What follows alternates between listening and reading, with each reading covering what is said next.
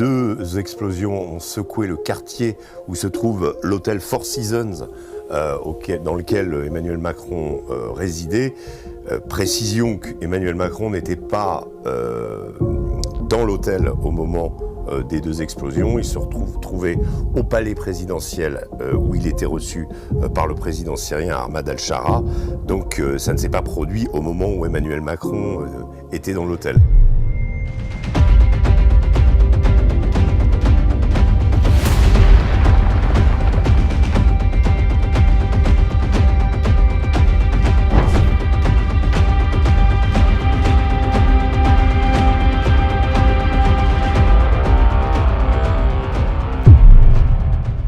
Bonjour Régis. Bonjour Joséphine. Régis, Emmanuel Macron effectue aujourd'hui la première visite d'un chef d'État européen en Syrie depuis l'arrivée au pouvoir en décembre 2024 d'Ahmad al-Shara. Pourquoi maintenant et que vient chercher la France? Alors c'est effectivement une visite un peu surprenante, c'est-à-dire qu'on peut se demander s'il n'y avait pas pour la France en ce moment d'autres priorités que de se singulariser sur la scène internationale en allant rendre visite à Ahmad al-Shara avec toute la controverse, tout ce qui traîne autour du personnage, on va y revenir. Mais bon, il semble en tout cas que la communauté internationale, les États-Unis, la Turquie, plein d'autres pays misent aujourd'hui sur Shara pour apporter de la stabilité dans la région. Ce qui est intéressant, c'est que les États-Unis, après avoir longtemps été un facteur, on va dire, de déstabilisation pour obtenir le départ de Bachar el-Assad et la chute du régime d'Assad, les États-Unis ont joué un rôle d'installateur du chaos, on va dire, dans la région. C'était la politique, notamment après la guerre en Irak. Également, sur la question irakienne, c'est intéressant, dans plusieurs pays, les États-Unis aujourd'hui ont adopté, notamment par le biais de Tom Barrack, qui est l'envoyé spécial de Donald Trump au Moyen-Orient, une position où on renforce les régimes de façon à obtenir la stabilité, je vais dire, quelle que soit la forme du régime. Parce qu'on ne peut pas dire qu'aujourd'hui, contrairement aux vœux d'une partie de l'opposition syrienne à une époque, ce soit la démocratie qui soit en Syrie. On est face à un personnage qui est un ancien djihadiste et qui aujourd'hui contrôle une grosse partie du pouvoir. Il y a un parlement, mais c'était un peu plutôt un parlement croupion, et un certain nombre de personnages sulfureux qu'il a placés, qui sont ces hommes, des anciens du Front al-Nosra, donc de Hayat Tahrir al-Sham, qui était son groupe, un petit peu à tous les niveaux de commandement en Syrie. Donc Emmanuel Macron se déplace, c'est effectivement le premier président européen à faire le déplacement. On se souvient que Ahmad al-Shara avait choisi la France comme premier pays de déplacement en Europe. Donc il y a une sorte de réciprocité, on va dire. Et Emmanuel Macron l'avait reçu à l'Élysée avec l'accolade qui avait quand même suscité quelques débats à l'époque, en sachant que la France était dans une série de commémorations liées au Bataclan et à la vague de terrorisme qu'on a connue dans les années 2015, et que Shara, à l'époque, lui, faisait partie de ces groupes. Alors je dis pas qu'il a directement piloté le Bataclan, il avait fait scission avec Daesh, mais il a quand même fait partie de cette nébuleuse, et donc il y avait quelque chose d'un peu gênant à recevoir ce personnage à l'Élysée. Là actuellement, si la France effectivement se place dans une idée de stabilisation, il y a quand même un intérêt pour nous d'y retourner. Il y a aussi le fait que beaucoup d'autres pays voient des opportunités dans la stabilisation souhaitée en Syrie. Tout n'est pas réglé, le pays est toujours exsangue et la crise économique est majeure. Il s'est toujours pas remis de ces années de guerre, de ces 10 ans de guerre civile, de ces 8 ans après cette guerre civile où Bachar el-Assad n'a pas été capable en raison en partie des sanctions, de redresser le pays. Une partie de ces sanctions internationales sont toujours appliquées, et ce qu'on constate, c'est que la Syrie peine toujours à se remettre sur pied, et que donc la France peut peut-être avoir, on va dire, des opportunités de marché, des opportunités de reprendre des cartes aussi au Moyen-Orient, ce qui est très important, parce que on a vu qu'on était très très très en retrait sur la crise au Liban, la guerre au Liban, les États-Unis trustent tout, Israël et les États-Unis font le jeu, et la France n'est même plus force de proposition, alors que au Liban, la France traditionnellement c'est le grand frère, traditionnellement c'est la puissance bienveillante, et que là on a été très très en deçà de ce qu'on pouvait espérer de la France. Donc peut-être qu'Emmanuel Macron ambitionne finalement de reprendre pied au Moyen-Orient, et que c'est un peu ce qu'il va chercher aujourd'hui en rendant visite à Ahmad al-Shara à Damas.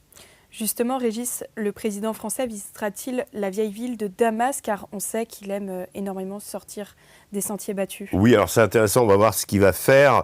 On sait que Nicolas Sarkozy, à l'époque, quand il avait rendu visite à Bachar el-Assad, était allé dans la vieille ville. Alors c'est le circuit classique, la mosquée des Omeyyades, les quartiers Bab Cherki, Bab Touma, quartiers chrétiens, quartiers musulmans, les uns à côté des autres. Bref, cette vieille ville de Damas qui est encore qui a été épargnée, on va dire, qui n'a pas été trop détruite par la guerre. Ça va être intéressant de voir quel va être le comportement d'Emmanuel Macron si effectivement il décide de rendre visite à ce cœur historique de Damas, très important, cœur historique aussi, en lien justement avec le syncrétisme, on peut dire syncrétisme religieux, puisque les Syriens, en dépit de la guerre civile et des poussées de violence religieuse qui ont eu lieu pendant cette même guerre civile, ont gardé quand même un sentiment de respect pour chacune des religions qui composent la mosaïque syrienne. Et ce qui est toujours très intéressant avec ce cœur historique, c'est que vous avez la tombe de Saladin, le premier guerrier de l'islam, la maison Anani où Saint Paul a retrouvé la vue. Donc si vous voulez, un mélange de plusieurs religions, du christianisme, de l'islam, qui s'interpénètrent avec les restes des ruines romaines dans la Médina. Bref, on est dans un endroit de plusieurs religions, on le sent, et c'est intéressant quand même d'y aller. Donc on va voir ce qu'Emmanuel Macron, je ne sais pas s'il est sensible un petit peu à tout ce passé qui est vivant en Syrie, mais en tout cas, ça sera intéressant de voir comment il va agir là-bas. Régis, le président syrien est souvent cité par Donald Trump qui semble s'appuyer sur lui. Le président américain est allé jusqu'à déclarer récemment que si les Israéliens échouaient à réduire l'influence du Hezbollah au Liban, les Syriens pourraient s'en charger. La Syrie a-t-elle donc encore besoin de la France? Alors, quand on a un partenaire aussi, on va dire, un parrain, un mentor aussi important que Donald Trump, pour Ahmed al-Shara, effectivement, on peut se dire pourquoi aller développer d'autres relations avec d'autres pays, en particulier la France. Qu'est-ce que la France peut bien apporter à Ahmed al-Shara aujourd'hui? Ça, c'est une vraie question. On sait que les Français ont défendu, vous savez, en Syrie, les Kurdes avaient atteint une certaine autonomie, notamment dans la région d'Asaka, au nord-est de la Turquie, de la Syrie, pardon, et que l'armée syrienne a repris le contrôle des territoires autonomes du Kurdistan syrien. Ça a fait beaucoup couler d'encre. Les Kurdes ont eu l'impression d'être trahis par les Américains parce qu'en fait, l'armée syrienne s'est redéployée dans ces zones au moment où Donald Trump a donné l'ordre d'évacuer les bases américaines. C'était vraiment les bases américaines qui protégeaient l'autonomie des Kurdes. La France, dans cette séquence, a soutenu les Kurdes. Et donc, évidemment, au niveau du pouvoir syrien, ça a mécontenté le pouvoir syrien. Mais c'est Donald Trump qui, véritablement, a permis à la Syrie d'Ahmad al-Shara et à l'armée syrienne de reprendre le contrôle de tout son nord-est, avec les ressources pétrolières, etc., qui sont dans ces zones-là. Et donc, la vraie question, elle est là. Oui, Donald Trump, c'est l'appui massif des Américains. C'est, encore une fois, comme je le disais, les Américains qui jouent la carte de la stabilité et plus la carte du chaos comme avant. Et effectivement, vous avez raison, on peut se poser la question, qu'est-ce que la France peut apporter dans ce cas quand on a l'Amérique comme parrain? Voilà. L'ambassade de France n'a pas encore été réouverte, à la différence de celle de l'Italie et de la Grande-Bretagne. Pourquoi, selon vous ? Parce que y a encore des problèmes de sécurité. Les diplomates se déplacent. Je cite le papier de Georges Malbruno dans le Figaro, justement, qui interroge des diplomates et qui viennent de Beyrouth 3-4 jours par semaine et qui sont en convoi armés, blindés, etc., etc.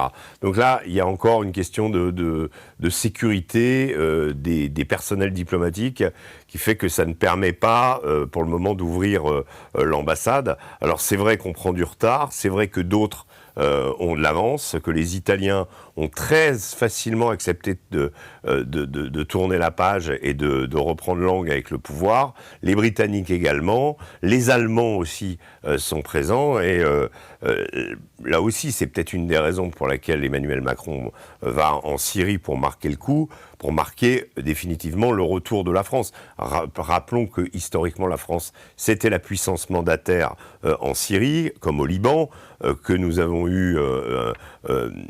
développé aujourd'hui la bureaucratie, l'administration syrienne, ça a été fait à l'époque de la France, et que les liens entre la France et la Syrie, naturellement, devraient être des liens forts, et que là, nous avons un peu de retard, et peut-être est-ce une des raisons pour lesquelles Emmanuel Macron décide de privilégier et de se déplacer, de faire le déplacement à Damas, de faire son chemin de Damas, comme saint Paul dans les Écritures.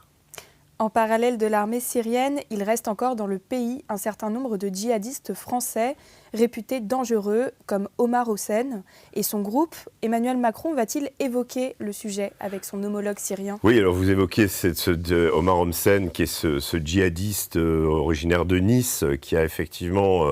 qui est à la tête d'un groupe armé en Syrie, qui a d'ailleurs grandi et qui a été protégé pendant longtemps quand Ahmad al-Shara dirigeait le nord-ouest de la Syrie, la province d'Idlib, là où tous les djihadistes ont convergé au fur et à mesure que l'armée syrienne et l'armée russe reconquéraient l'ensemble du territoire. Le groupe d'Omar Hossein a évolué dans la sphère d'Ahmad al-Shara et il est présent en Syrie aujourd'hui.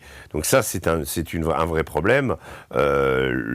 Quid des djihadistes, quid aussi des anciens de Daesh qui ont pu s'échapper des prisons autrefois détenues par les Kurdes.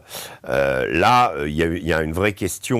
On imagine que les Américains soutenant Ahmad al-Shara ont un œil aussi sur ces djihadistes pour les empêcher évidemment de projeter des attentats et de recommencer ce cycle qu'on avait connu dans les années 2015-2016, Charlie Hebdo, Bataclan et tout un tas d'autres attentats en Europe. Il faut rappeler qu'à l'époque, il y avait Daesh, qui avait une emprise territoriale, et qu'aujourd'hui, ce n'est plus le cas. Mais il faut voir aussi que Ahmad al-Shara, donc ancien djihadiste, joue la carte de la respectabilité. Il sait qu'il a chez lui, dans son camp, des adversaires qui lui reprochent d'aller trop loin dans cette respectabilité. Il a déjà été victime d'au moins 2 tentatives d'attentat, et donc il doit dealer avec ces extrémistes, il doit dealer aussi avec une résurgence de Daesh dans la Badia Shamia, du côté de Palmyre, dans ce désert où Daesh a toujours une emprise auprès de tribus locales et que projette et commet toujours des attentats. Et pour revenir sur Emmanuel Macron et sur sa possible visite dans la vieille ville, il ne faut pas oublier qu'il y a 3 jours, il y a eu un attentat à Damas. Donc ça aussi, ça contrariera peut-être les plans du président d'aller se promener en ville, étant donné que la situation sécuritaire est toujours très compliquée. Régis, quid du sort des chrétiens et autres minorités dans le pays ?